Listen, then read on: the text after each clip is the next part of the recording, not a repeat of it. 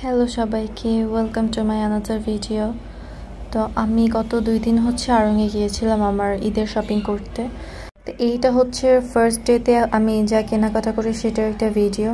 তো first day আমি সালোয়ার কামিজ দেখছিলাম নিজের জন্য, কিন্তু আমার তেমন কিছু পছন্দ হচ্ছিল না। আর আমার ধারণা ছিল হচ্ছে যে যেহেতু ঈদের সময়, তো নর্মালি হচ্ছে গিয়ে 11টা সাড়ে 11টা অবধি হচ্ছে আড়ং খোলা থাকবে, কিন্তু আমরা যাওয়ার ঠিক 10 মিনিটের মধ্যেই হচ্ছে ওরা বলে যে আর কিছুক্ষণের মধ্যে হচ্ছে আড়ং অফ করে দিবে ওরা। আর হচ্ছে যারা যারা জানিয়েছে এগুলো নিয়ে জন্য ক্যাশ কাউন্টারে চলে আসে। তাই আমার জন্য আর কিছু দেখা হয়নি। তো ওই দিন হচ্ছে বাবুর জন্য একটা শাড়ি নিয়েছিলাম, যেটা দেখালাম।